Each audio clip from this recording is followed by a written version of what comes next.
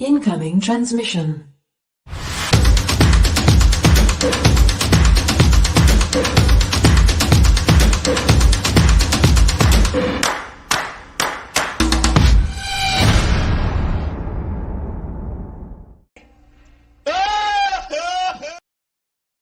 What's up, everybody? Welcome to another transmission from the Outpost Nerd. I am the nerd at the Outpost, and I hope everyone is having a good Monday and is getting ready for a great Thanksgiving. So what's going on, y'all? So today we're going to be talking about the Marvels, Loki, and the Screen Actors Guild and the studios have finally come to terms about a week or two ago, after months of negotiations and going back and forth. They finally came to terms, and we're going to be talking about their terms when it comes to digitally replicating actors and using CGI extras. Now, it's an interesting dilemma that we're going to have to deal with in the entertainment business. Is AI really the future? Does this just kick the can down the road in dealing with that issues? Hey, Cool Gamer, thanks for being here. It's an interesting and, to me, fascinating topic. But I'll give you some life updates for me, some stuff going on. You know, I was expecting it. I was waiting for it, was hoping it wouldn't happen, but it did. And I feel like if I had to do it again, I'd do it. Do the same thing. I have to do the same thing. I legally would have to. So let me.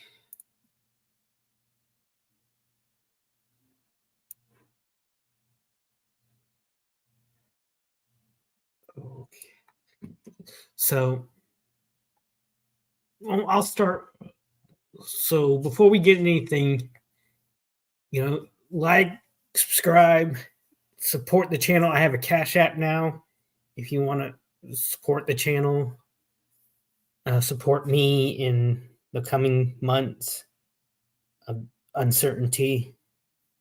So I'll just get the downside kind of off my chest and then go into the fun, nerdy stuff. So this past Wednesday, I was let go from my job. I had issues with one of the teachers and how he abused the certain student. Now, background, I worked with 6th grade autistic kids. It was interesting. It was a good job. Loved the hours, loved the pay, liked the majority of the people. But, in any job, there's one person that you don't get along with. And I found that in this older teacher who I worked with at the start of the year, that he was almost useless. He could not figure out how to use the smart board, couldn't figure out how to take attendance on the computer. He couldn't remember what subject it was for the period. He couldn't even remember our names. And that's kind of a pet peeve of mine. If you get my name wrong, I'll just politely say, "Hey, don't forget or remember this is my name."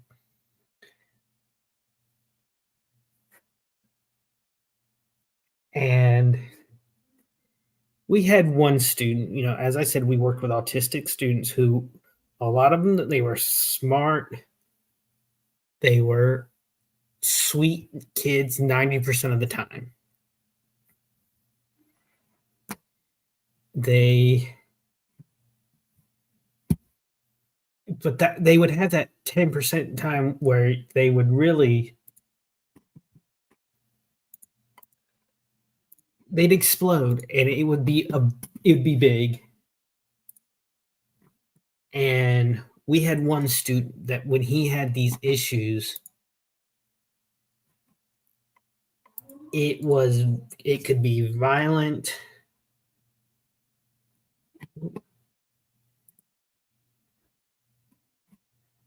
It could be just really crazy. And he'd have these triggers that you really wouldn't know what would trigger him. The littlest things would trigger him. And so there was one day that something happened and he went at another student, and rightfully so. We stopped it and we chastised him. But this teacher couldn't leave it there. The boy was upset. He was crying. He was having a meltdown. And all this teacher did was scream at him. And when I say scream, I don't mean like raised voice. I mean red in the face, bulging eyes, crazy eyes, screaming. And I don't know how many people have experience with autistic kids, but when you raise your voice, they'll go up. You can't go you can't go up because they have no ceiling. You will never out scream or out anger them. And it got to the point where the teacher was calling the student names. And I had to kind of step in and explain to the teacher, hey, let me handle this. I will deal with this. And I took the child outside, out in the hall, and we talked, and I was able to get someone down there to help calm him down. Well, about a month or two later, the same kid wants to go to the lunchroom at like 9, 10 o'clock in the morning to eat. And the teacher tells me to go take him down there, and I suggest taking him outside to maybe the picnic tables out in the courtyard because they were cleaning up the cafeteria, getting ready for lunch. And I get told off. No, don't. I said, how about we just take him for a walk then?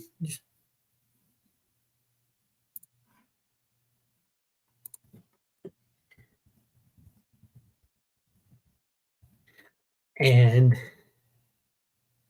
I get told no. So I decide, whatever. I tell the kid to get up, and I go to open the door, and the teacher comes out in the hallway before the student can and starts yelling at me.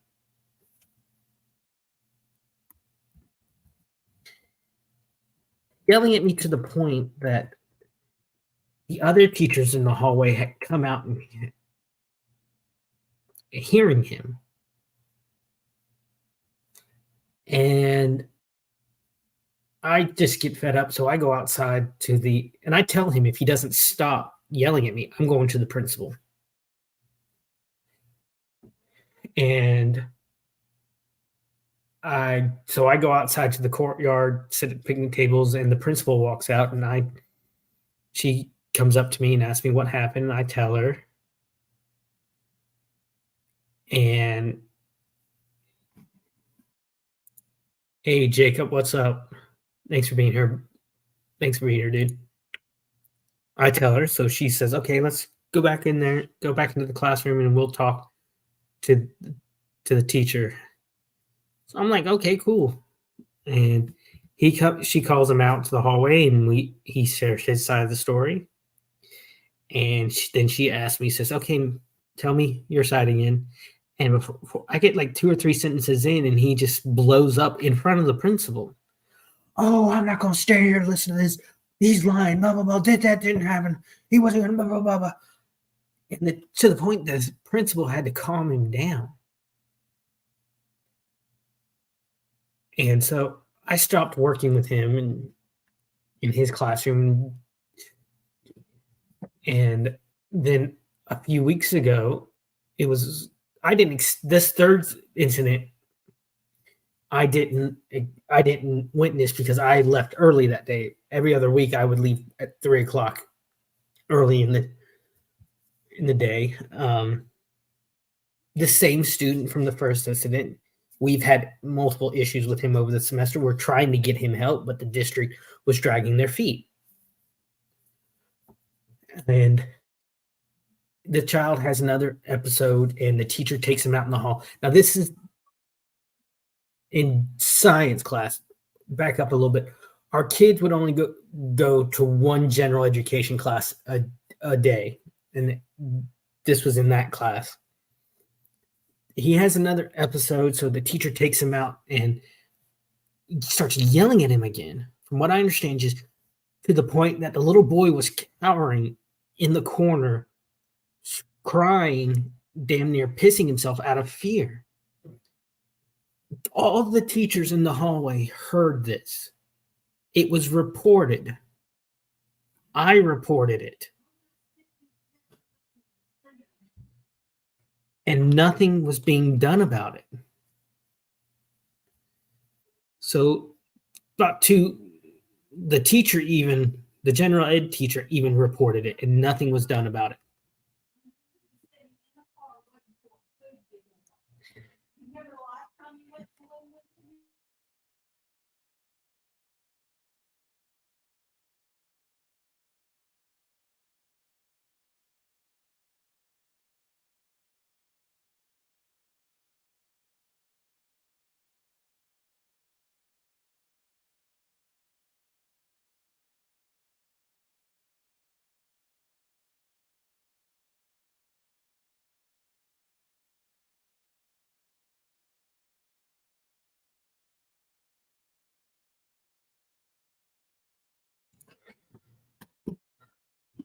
But sorry about that. I had to go handle something real quick. Live streams, pain in the ass sometimes. But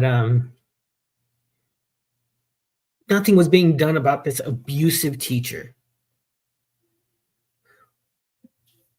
But last Wednesday, I was signing in. It was about 8:30 in the morning.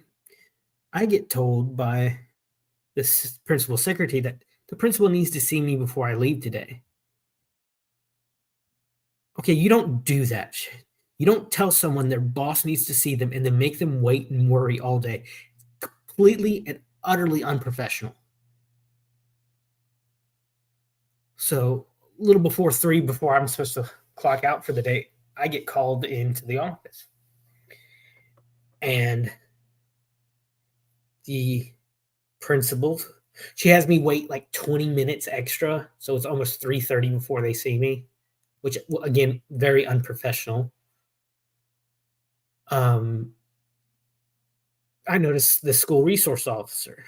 Now, for those of you that don't know, a lot of we have sheriff's officers who, during school hours, their job is to basically be a school police officer. They do other stuff. But basically the schools are their beats. And she's sitting there. So I'm like, "Hey, what are you doing up here?" And she gives me this bullshit lie that she was up there to get something from the principal. She wasn't. She sits in the office. I'm sitting in the secretary's office. She's sitting where she can see me, so she's there for me in case something happens. The principal sits down, starts reading me a dismissal letter, and I let her maybe get 2-3 sentences in, because I know what this is. I knew what it was. I take my key card out, my wallet, I take my badge off and say to her, "You're firing me, but you're leaving this teacher in the classroom who has been reported for his abuse, who you have witnessed his anger. But according to you all," and this was the excuse I heard all the time in regards to this old man. "Oh, I've known him for years. He'd never done that before." I don't care if you've known 15 years, 15 months, or 15 days. The man you knew 15 years ago is not the man that's in there today. But so he's allowed to stay there and probably abuse this child again. But I get let go. So I need help, guys. I had so many plans. I was going to be able to get my niece the Christmas she wanted, and I need help. So if you feel up to it, I understand it's Christmas for everybody. I understand if you can't. I'm not saying don't feel obligated. Just if you can, I have a Cash App. The Cash App link is in the description. It's on the ticker. If I would be so grateful. I can't pinpoint a reason why. They didn't give me a reason why I was let go. Since Florida is an at-will state, they can fire you within 90 days, your first 90 days. And I've heard different things that teachers, since they're federal employees, they're not at will. And I haven't been able to get a clear answer. Is it 90 days or 90 work days or 90 consecutive days? Because when I called HR to ask them these questions, I would get 90 consecutive days. But when I look in the handbook, it just says 90 days. And I told the lady HR, she was very nice, very helpful to me in a very bad time. I said, "Ma'am, it's 90 consecutive days? That sounds like a secret y'all are trying to keep on the down low." And I believe this was retaliatory for trying to help this kid, but I legally had to. This was last Wednesday. This was last Wednesday. All this happened.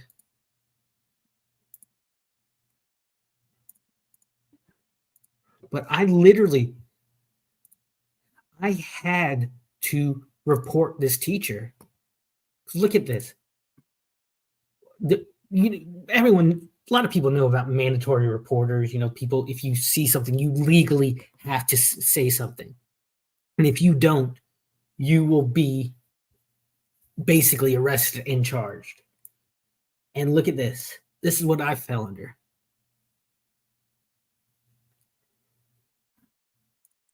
Hey, Lady Autumn, thanks for being here. I appreciate it. I'm just sharing a kind of little life update before I get into talking about nerd stuff. It's been a rough week. But Jacob, yeah, this was Wednesday. It had been leading up for the past few months, but it culminated Wednesday. But let's see.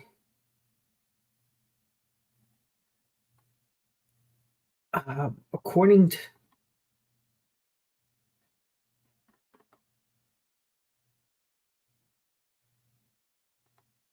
okay, let's look at this section. Here's the section I wanted to look at too. What happens if I didn't report it?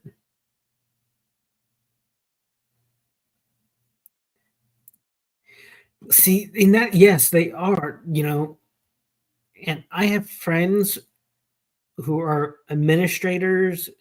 I have a dear family friend who's the recently retired SRO, or not SRO, superintendent of schools. He's helping me find work in the school system. So I'm completely and utterly grateful for him. He was my Sunday school teacher and then became my high school principal when I was in high school. And if it wasn't for that man, I would have Minecrafted myself. I tell him that because I want him to know how much he's helped me.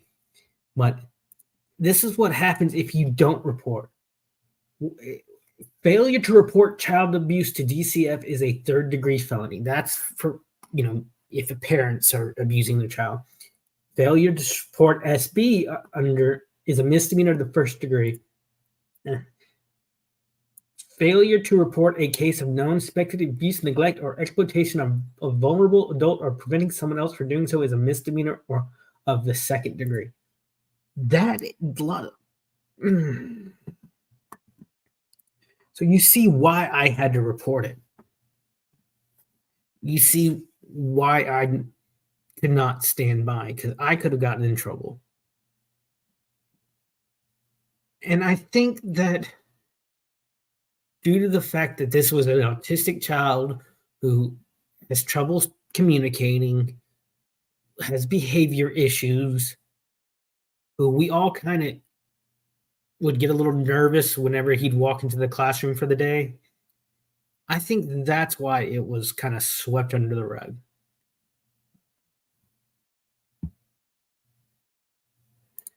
That's fine. That's fine, Jacob. Thank you, brother. So I wish it had didn't end like that, but hopefully some doors will be opening soon for me. But until then, I just ask if you can, if you feel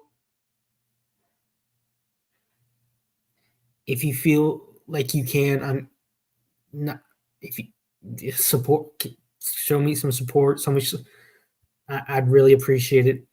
It would help make my niece's Christmas a little special, because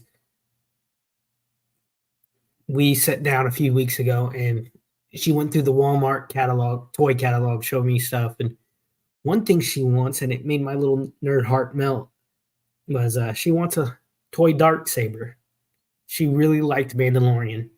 When me, her grandpa, her papa, and her would every Wednesday sit down and watch season 3 of The Mandalorian.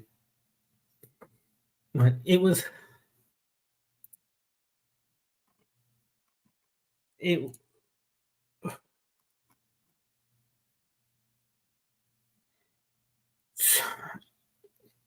I loved the job. I loved it. I told my folks, I'm tired. I'm exhausted physically and mentally, but I'm happy. I was happier with that job than I was in a long time. And I just wish it didn't end that way,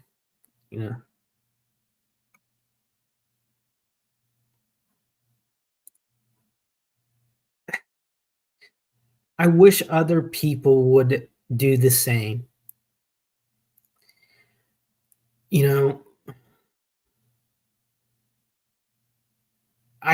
Like I said, there was 4 teachers. No, 5. 5 of us, 2 teachers and 3 paras. And whenever we saw this kid walk in, we were like, oh no, okay, we got to be careful, because we had to be on guard.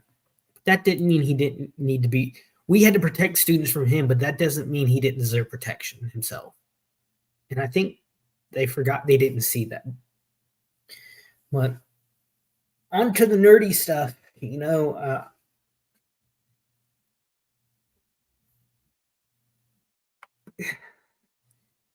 more race swapping from Hollywood, y'all.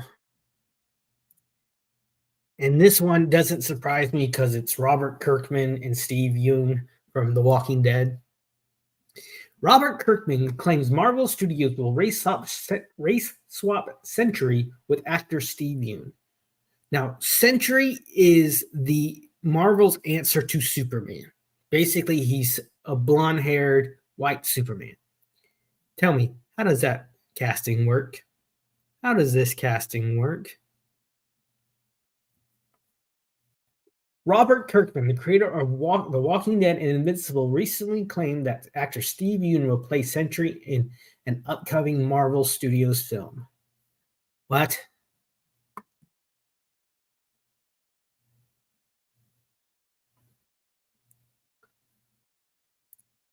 Rewarding a little bit, yeah, I guess. Um, yeah. My, while Kirkman, while responding to a question from a viewer on a live stream with artist David Finch about the Sentry, Kirkman stated, "My good friend Stephen Yeun, is playing the Sentry in a movie." What? What? He elaborated. He called me when he went into for a costume fitting. I don't think this is a spoiler or anything that will get anybody in trouble. I don't know. Maybe we'll see. I don't care. I don't work for Marvel. What are they going to do to me? He called me. He said, I just came back from a costume fitting for the Sentry. I guess I only do the superheroes that are yellow and blue. Don't know what that means.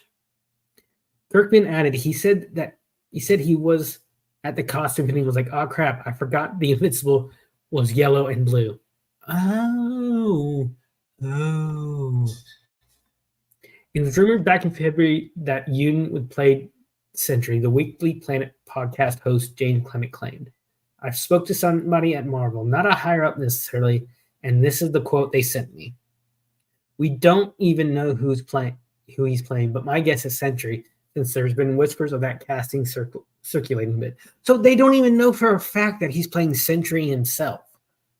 You know, Sentry, like I said, is the DC, is the Marvel, the Marvel version of Superman. He's from another planet. He's an alien from another planet who gains superpowers, blah, blah, blah. Has all the same powers as Superman.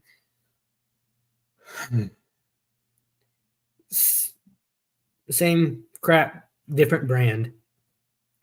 So he's going to be in the Thunderbolts as Sentry, potentially, Clement added. That's what everybody is telling me who heard from somebody else. So it's this guy said that, this girl told me that the janitor on floor 3 heard the secretary on the 8th floor say this.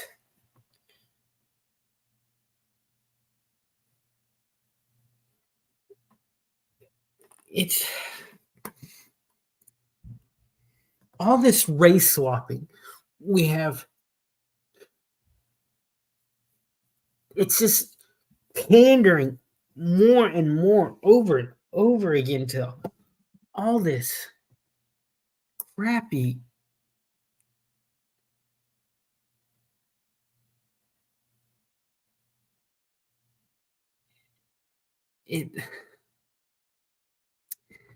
I just don't understand. You have amazing Asian characters. So you're going to take a blonde-haired white guy and make him Asian?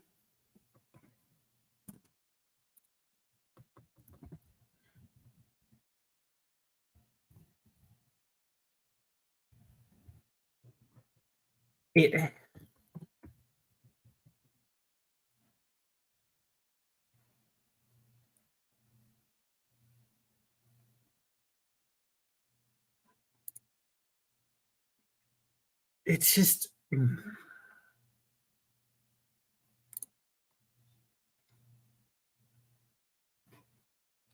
it's like in Hellboy the Golden Army, they take Ben Daimio, he's supposed to be this, I believe he's in the comics, he's African American. He's a U.S. Marine who becomes a were-jaguar. We all know the story for that. But in the movie, they make him Asian and British for some reason, played by Daniel Day Kim. I like Daniel Day Kim. He's a great actor. I loved him in Hawaii Five-0. Loved him in this in Saints Row. But why? Why?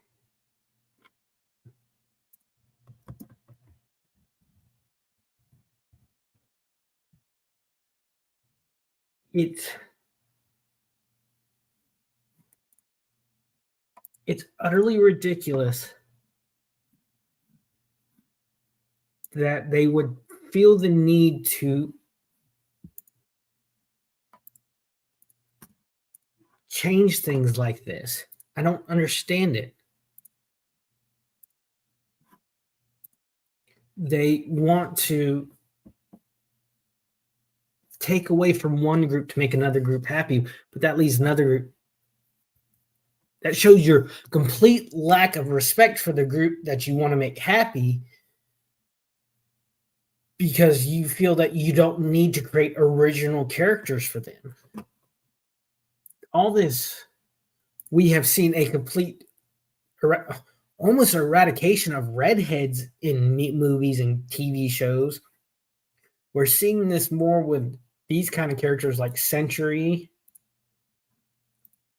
and it just shows you a complete and utter lack of creativity on the creators' end of it, that they have to take these already established characters and just race and gender swap them. It's pretty pathetic. And speaking of pathetic, I watched the Marvels the other day, and oh my god, did I can't. No, I could not. I couldn't stand it.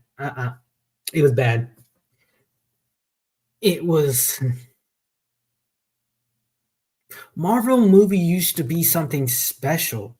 They would bring new things to the screen. Like,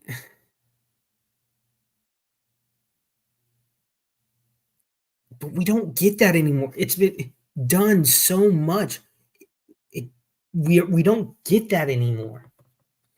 According to Rotten Tomatoes, I think this audience score is inflated. I'm sorry. No, it is not 83%. This surprises me. Usually hey guys, just started talking about it. I talked a little bit about they announced that Steve Yeun from The Walking Dead will be playing Sentry, the blonde-haired Marvel answer to Superman. So, but looking at where are they? There they are. Looking at the reviews from newspapers and websites, here I was reading some of these. While the titular Marvel make for an endearing women-centric. Okay, that is exactly right there. Right there, people, is why it do good. You have to have a balance in these kind of things. You can't have just a all girl power movie and expect guys to go see it. In the same way, you can't have the macho all men thing and expect girls to go see it. Well, depending on how muscular and good looking the guys are, the girls will go see it.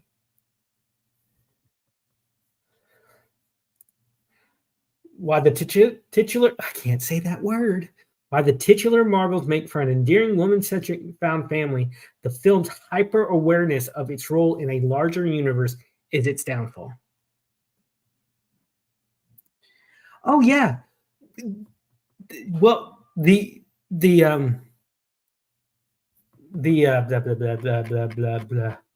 critic score is always inflated because they don't want to piss off the studios. They want to say, they have to say nice things so the critics and interviewers can still have access to to the actors during the press junkets, get invites to all the parties and the premieres. It's just a like self-fellatio, just circle jerk in Hollywood. That's why I look at when I'm looking at Rotten Tomatoes, I focus more on the audience score. But with all these critics, I'm going to read some more reasonings. I think this is the overinflated one in this case. Usually it's the opposite. I know exactly, Kaiser. It's just they want access.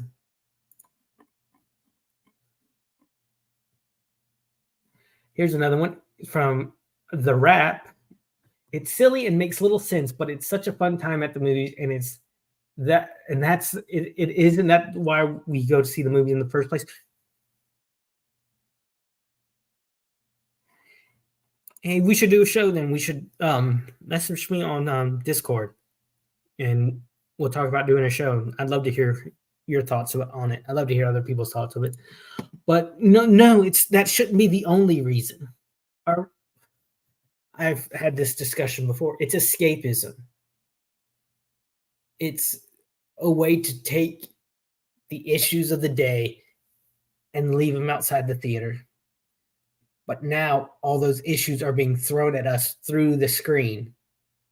So there's no escape from it. The Marvels, here's one from Real Views. The Marvels is so poorly conceived and ineptly executed that it not only makes this the front runner for the dubious honor of worst movie of the MCU, but a contender for the worst superhero movie of all time. That's saying something since we just came off The Flash a few months ago. And that was god-awful. That was just a slap in the face. The Flash was a slap in the face to Michael Keaton's Batman. Here's one from The Observer in the UK. You get the sense that everyone involved is going through the motions. Yeah, they are. It feels like they're just there for the paycheck. And there were moments in the movie that just would be building up, and then something would happen that just disregarded everything that was building up to it. And the example that I have is they arrive at this water planet. Rambo, Carol, and Kamala, they all arrive at this water planet where, oh, shocker, Captain Marvel is the princess. So she has to, that's where we get that scene, that screen capture of them in the Bollywood dress, kind of the Captain Marvel themed dress. And everyone speaks in song. So they had this big musical number. But then when they get to the prince, he just starts speaking English. Okay, you had that funny moment or sequence. Nope. They don't need it. They didn't need it. And one question, he's bilingual. What the fuck? Oh, come on. You just went through that whole sequence, that whole big sequence, and now you just disregarded it. And another thing is, since No Way Home, since we have seen Fury on this big space station, it's Sword. It's another integral part of Marvel. Like, it's S.H.I.E.L.D. in space, basically. But that little flirkin cat-looking thing that has the tentacle come out of its mouth that we see in the first Captain Marvel movie that they're all scared of. Okay, spoiler alert.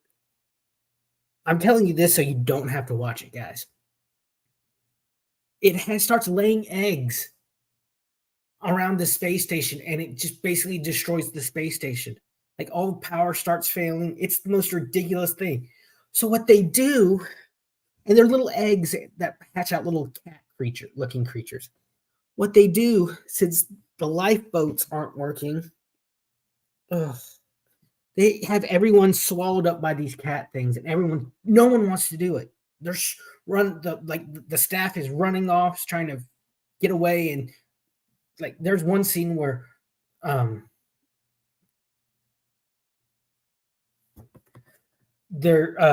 Kamala, she puts up an energy wall, which one thing I hated about Miss Marvel is they have the redoing of her powers. In the comics and all the other media I've seen her in, she's able to expand body parts like and be super strong. Like there's a Avengers video game where she comes like she's able to expand herself like 300 feet tall and fight this giant robot. Okay, but basically in the movie, in the series, you've made her Green Lantern. You've given her hard light powers. I hated that change in her character. But everyone gets eaten by these cats, and so they're basically hurting cats. And they even say one of the texts he just even says looks at Fury and says, "Oh, we're hurting cats." These creatures are the reason Nick Fury wears an eye patch. He didn't lose it in a cool battle or like a fight with another spy. He got licked by this alien cat in the eye and tore his eye out, basically, in Captain Marvel movie. It was the most ridiculous, stupid thing I've ever seen. And I'm sitting there just thinking, you have built Sword up for at least 3 or 4 movies, and now you're just going to swat it away within a 15-minute segment of one film. This is just like, this is about as bad as fucking She-Hulk. It's ridiculous.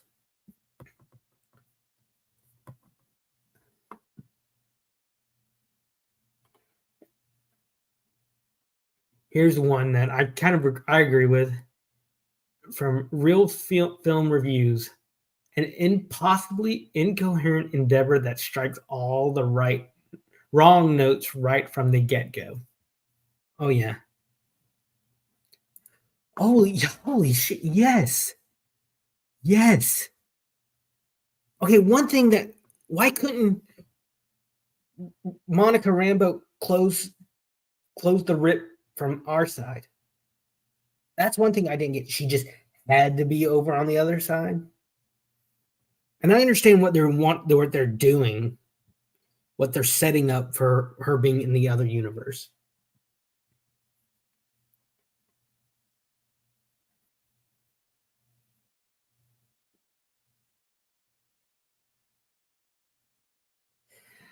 Oh, it.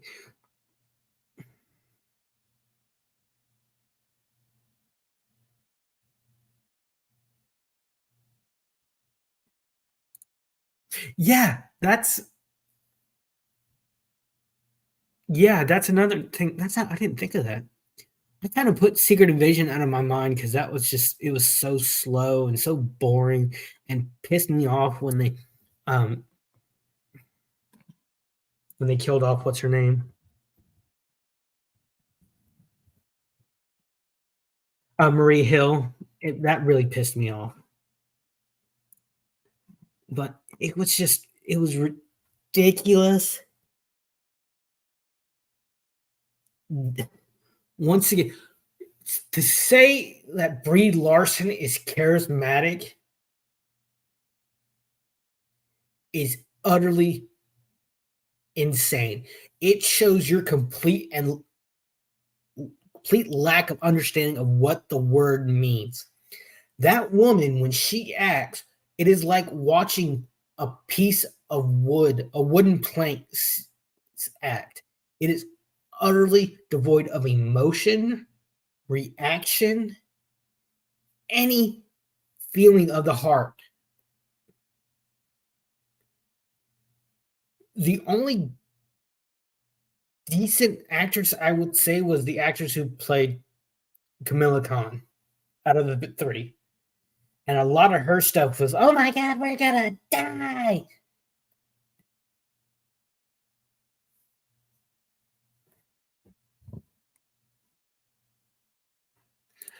Yes, exactly. Why did she not do that to begin with?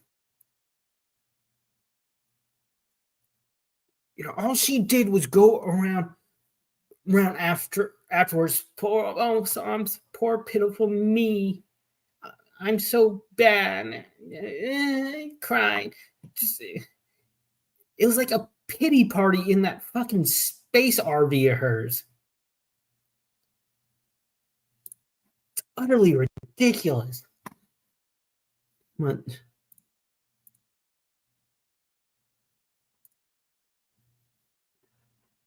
I, no, I'm going to move on to something fun, something I actually liked. I've talked a little bit about this before.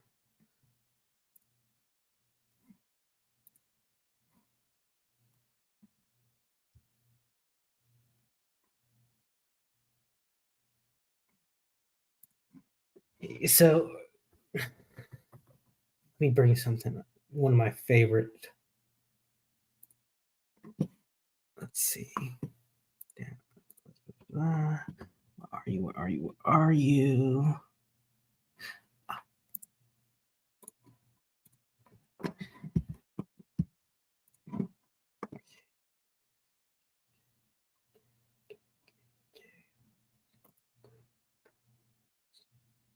Sorry, guys. A lot of the stuff I do is kind of spur of the moment. I'll be doing a show and I'll think of something. Oh yeah.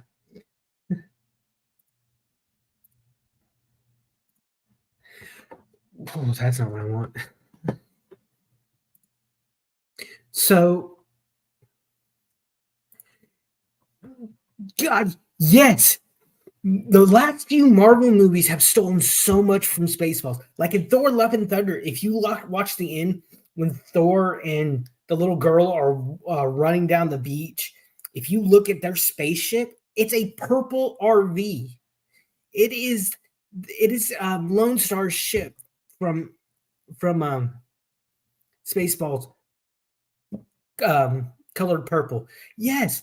Oh my God. Instead of using yes, it is Spaceballs to the T.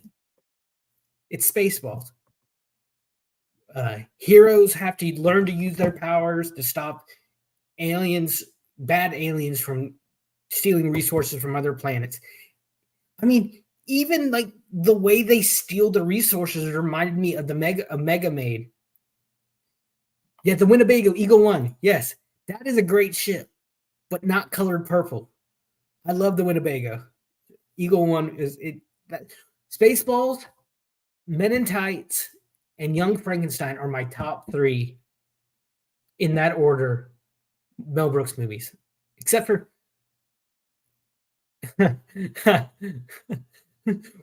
someone put it from suck to blow. Mel Brooks was awesome. But it's even when they're still in the water, it reminded me of that, big hole in the sky. So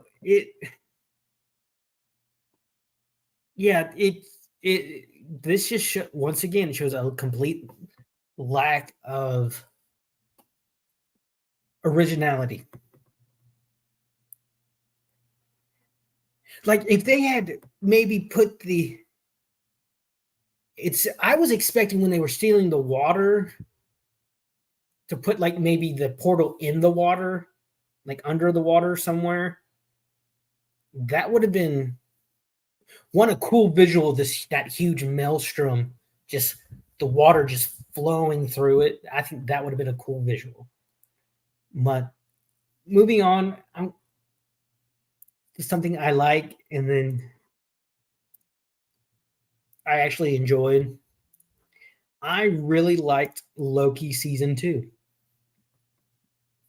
I thought it was fun. It was a new take. It was like a buddy cop / superhero movie. You had the two investigators with Loki and Mobius trying to figure out the villain's plan. It was really fun. And it had some of the most amazing visuals. I would have liked to see more time traveling. See more one of my favorite episodes is when they're at the World's Fair, and I would have liked to see more, maybe of that or more other time zones, I guess. But it seems like reviewers and audiences are pretty much in agreement on Loki. While this is a little low um for it for superhero movies for the genre, I think that's decent. Let's see what the reviewers have to say. From YXIXTV Cincinnati, Tom Hiddleston hits it out of the park all the time. I have said this. I said that from Iron Man to Endgame that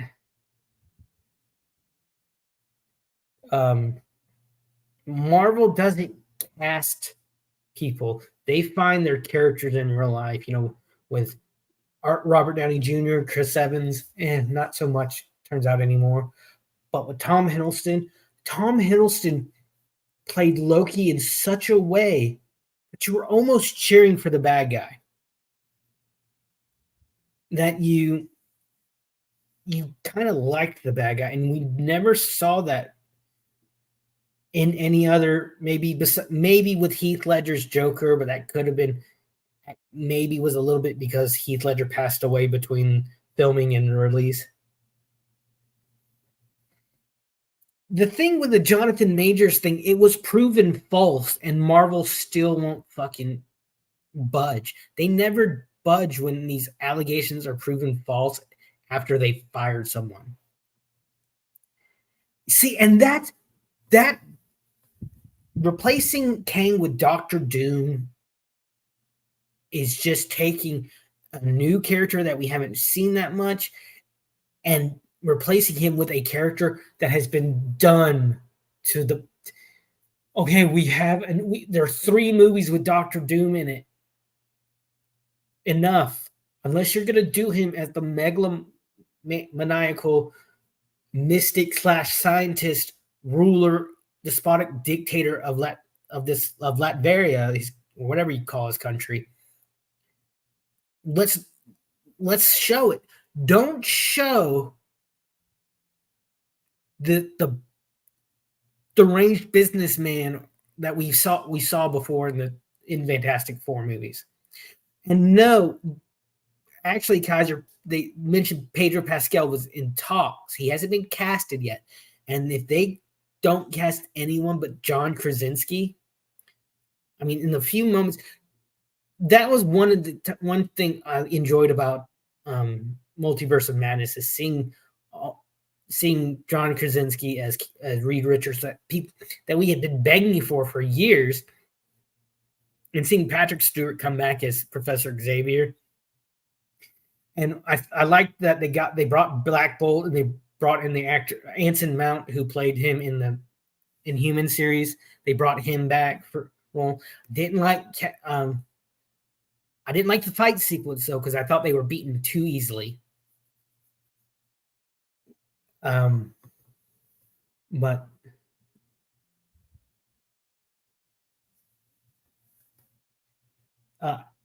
The Guardian says this is easily the best Marvel TV series in years. Well, for all that that's worth.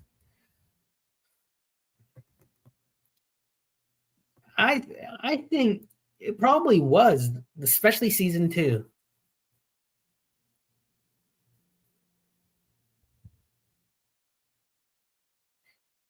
Yes, I agree. Kaiser. But I liked the buddy cop feel of it. The visuals in the final episode were just let's see.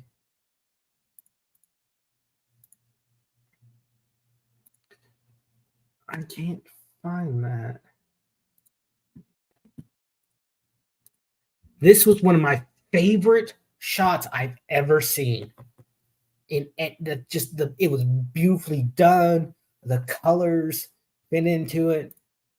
The shot where Loki's finally realized what he has to do, and someone has to be there on the throne to watch over time. He slowly he's becoming the god. He's becoming a true god. Because in the Thor movies, one thing that Odin tried, well, to drill into Thor and Loki's heads that they were not gods. They were just aliens who lived a long ass time that humans thought as gods when they saw them.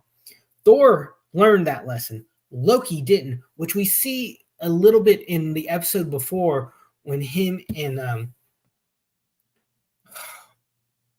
Sylvie are talking, and Sylvie says, "That sounds like we're the gods." And Loki, you see a little bit of the old Loki kind of slip out. He says, "But we are gods." No, you're not, dude.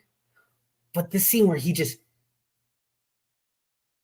realized he's tried thousands and millions of times going back in time and trying different things in the final episode to figure out how to save time, and each time has failed because he who remains gets killed.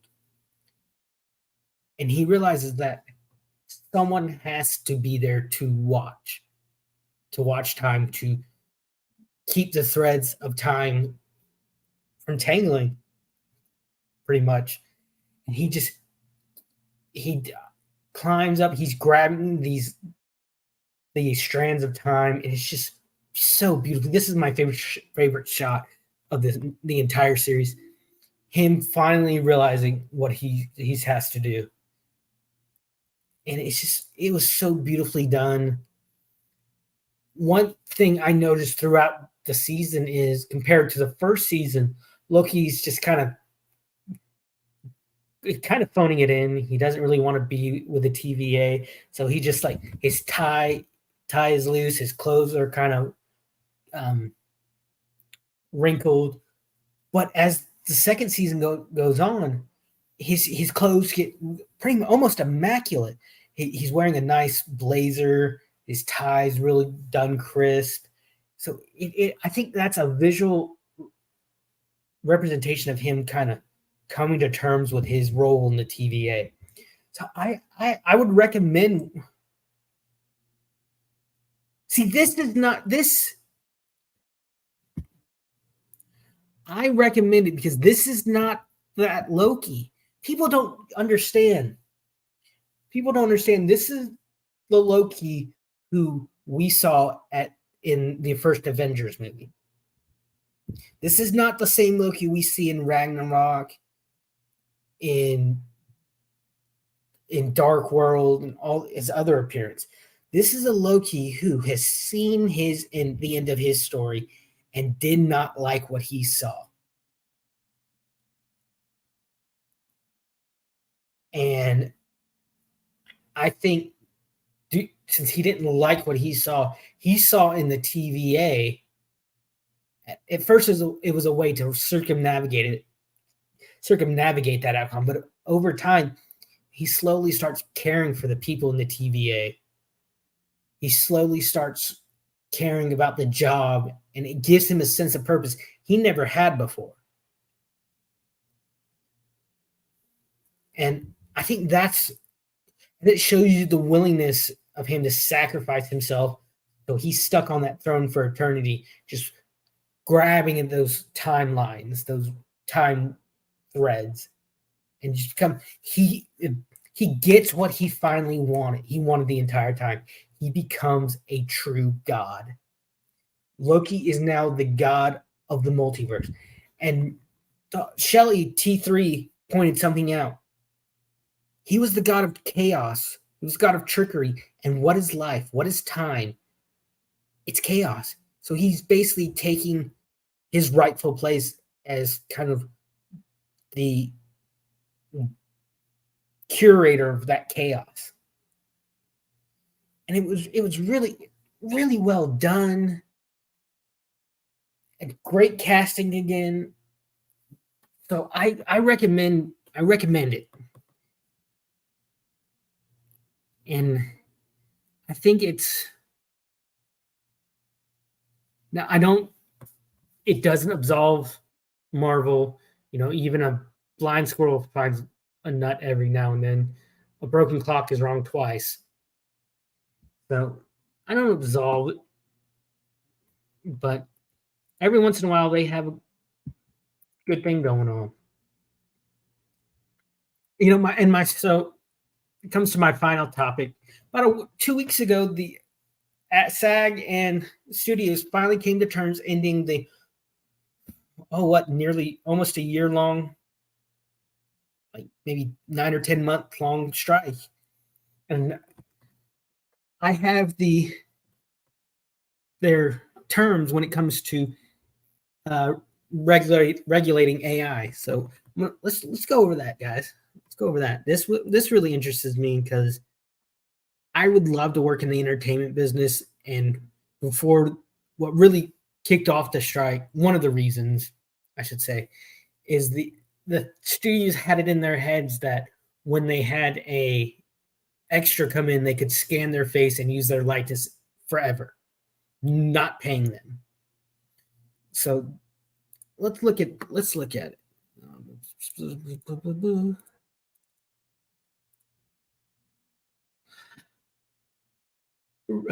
See, employee-based digital replica.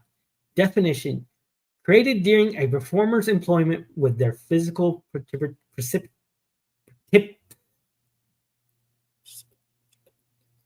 yeah, that word. I cannot talk. And used to portray the performer in scenes they didn't actually shoot. I think I'm getting at my limit, guys. My tongue's starting to act stupid. Consent. Mandatory consent from performers for creating and using the digital replicas. Consent not obtained before death must be obtained from an authorized representative or the union. So that means like their estate, I guess. They weren't able to get Michael Jackson's consent himself, so maybe they'd have to get like the estate's permission. Clear contracts with a reasonable specific description of the use.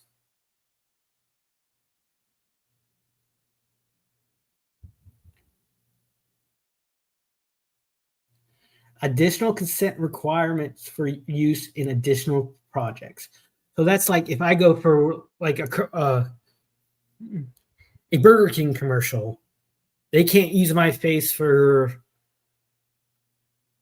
the next Captain America movie, because you've seen me. I'm Captain. I got the chiseled jaw. I could be Captain America, Language. Yeah, chiseled jaw under 3 layers of fat, maybe. Compensation. Performers are generally entitled to compensation, including P&H. I don't know what that is. For the creation and use of their replicas and for use in additional projects or other mediums. That was the big issue, that studios didn't want to keep paying for the AI use, for the use of the person's face. That they wanted to say one and done. Residuals paid for use that would normally generate residuals. Yes. That's employment-based digital replica. Now, independently created digital replica. Definition: digital replicas created often using existing materials and used to portray the performer in scenes they didn't actually shoot. So I guess that means, like, once again, if they have film of me in another thing, they couldn't, or maybe even in a scene, they couldn't use me in another scene like that. Consent. Producers are obligated to obtain consent prior to use from the performer. Consent not obtained before death must be that same thing. Clear contracts with a reasonably specific description of the use. So pretty much these two are the same. Compensation. Compensations and residuals freely bargained. I guess that means the contract beforehand. Any compensation paid to the performer for use of the independently created digital replica would be subject to pension or retirement and health conditions. Wow. Digital alteration guidelines. Clear and conspicuous consent must be obtained to digitally alter the performer's performance in previously recorded materials unless it remains subsequently as scripted, formed, and or recorded. So that means I guess they couldn't improvise using my digital replica. Producers will provide a reasonably specific description of the intended alterations. Okay, that's pretty self-explanatory. If lip or facial movements are altered to make it look like a background actor is speaking and dialogue acting is added, they will be updated to a day performer. That's fucking awesome. That I really like.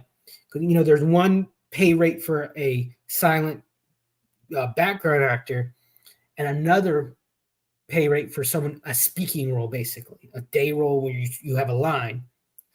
I remember a show where Mrs. Brown Boys from the UK, one of my favorite shows, she's getting a toilet installed and she says something to one of the actors and he responds and and Mrs. Brown jokingly says, "Hey, I got you a pay raise now. You're a day actor." I really like that. Generative artificial intelligence. Definition: a suspect of artificial intelligence that learns patterns from data and procedures, content based on those patterns, able to simulate a performer's voice, facial expression, and movement to create entirely new content. That, I think, was the big issue, the big one. They wanted to be able to take old actors and artificially create them to do new roles. Consent. If a producer plans to make a computer-generated character that has a main facial feature like eyes, nose, mouth, or ears that clearly looks like a real actor, and they use that actor's name and face to prompt the AI system to do this, they must first get permission from the actor and agree on how this character will be used in the project. I like that. They just can't do whatever they want with it, with this creation. If they make it look like me, they have to get my permission, and we have to work on, okay, do I want my character to say this? Because basically the words will be coming out of your mouth whether you like it or not. Guidelines. Producers must notify the union if they create synthetic performers and bargain over whether compensation or any other consideration is appropriate. Okay. There will be regular meetings to discuss considerations for using any video and audio recording made under these agreements to train AI systems. Regular meetings will convert current and future use of AI in projects and to make sure that the AI does not create or reinforce any unfair biases. Producers acknowledge the importance of human performance and the risk of job replacement while utilizing AI. Yeah, I think that's one thing that they didn't want to. The studio is kind of like, oh, it's not going to replace it. Yes, it is, assholes. Yes, it is. It's going to replace it. Digital replication of background actors. Definition: a background actor digital replica is a digital version of a background actor's voice or likeness made with the actor physically present for scenes they didn't actually film. Consent. Notification must be sent 48 hours in advance to create a digital replica, or at booking if less than 48 hours ahead. Okay, I like that. I'm liking what I'm seeing so far. I'm liking the clear definitions of each type of AI and the type of acting, and how AI influences and changes that type, and what they need to do to mitigate that change and make it fair for the actor and the studios. I like this. Clear and separate consent is required for the use of background actors' digital replica in the movie, and in the case of deceased performers, their estate or union must consent. Talked about that a minute earlier. You know, getting consent from a dead actor's estate and family, or the union if no estate representative is available. Guidelines: replicas must not be used to meet the background counts for the day. Yes, love it. There's a certain amount I'm guessing there's a certain amount of numbers that they need to meet background, and they can't use the digital replicas to meet that. Now, I'm wondering if maybe studios might get around this a little bit by decreasing that number of how many extras they need. That might be something the union needs to look into. Replicas will not be used to avoid the engagement of background actors. Yes. Compensation. Time spent creating a digital replica counts as work time and is paid accordingly. Yeah, I think that's good. You're still working for the project. If a background actor is called in just for replication, they get paid for a full day. Oh, wow. I like that. If the digital replica is used as a principal character, the actor gets paid a principal rate for the estimated days they would have worked. Oh, that's so good. That's good. I think this is a step in the right direction. I'm glad that the studios and uh, guild is fine. They were finally able to and agree to terms. So I'm thinking maybe as time goes by, we might need to see a little tweaking to these. But as it is, I really like it. So I'm glad things are.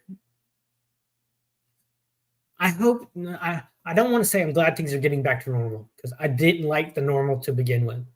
I'm hoping this opens the eyes of the Screen Actors Guild that they might need to pick up the slack in it and work on quality over quantity. I hope this maybe made them realize, hey, maybe we're not irreplaceable, because a lot of Hollywood elites think, oh, we're the arbiters of everything of what people say. And as I said in one of my other streams, they are not the culture. We are. We decide what is successful, what is liked, and that in turn is supposed to influence what they make.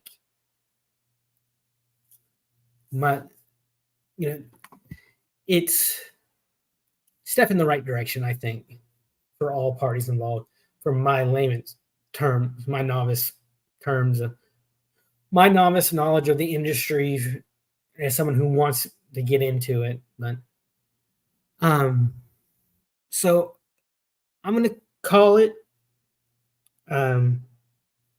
Just I thank you for everyone being here. If you feel up to giving, help me make my nieces Christmas good. Since I'm going to be looking for a new job, I need help keeping my cell phone on. Since the hurricane a few years ago, my family, we decided not to put in a landline like most people's. So help me out if you feel up to it. Thank you all for being here. I'm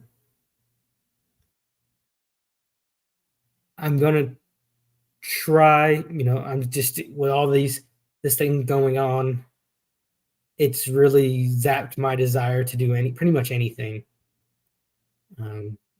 Fighting bad depression right now. Just I don't understand why this happens to me. I don't understand why I can't keep a job. I think the idea of at-will states where is that a employee has the power just to leave a job within the 90 days for no reason. But in practice, like most things, it's perverted and made into a way for the employees to forego any reason to give an employee behind their firing. It creates a stagnant workforce in the fact that they're not told how to improve. And that's what I have found difficult in my job, my time working, is not knowing what I did wrong. Is when I do a job, I don't do it half-assed. I'm there 100%. I had a theater professor. We would have division meetings before school at the end of summer, where new students would come in, meet the professors, learn where their classes are. And my professor one time asked me and another student to come and meet the upcoming freshman class. And he was talking about how in the theater, it's not just about classwork. It's not just about grades. It's about work ethic. It's about willing to go the extra bit and showing your directors that, hey, I'm worth the time. And he points at me and tells all these kids, and I say kids because they were like 10, 11 years younger than me at the time. He says to me, I can ask this one to do anything, and I know right then and there it will be done. I mean, there were times where living out in the country like I do, as Shelly says, I'm country. It takes me a good while to get into town. When I was at school, there'd be times where I'd have classes in at like 2 or 3. And instead of going home just to turn right back around, I'd stay at school. And my professor would ask me to do things, and I'd jump right then and did it. I was, as I told him, starving to learn everything.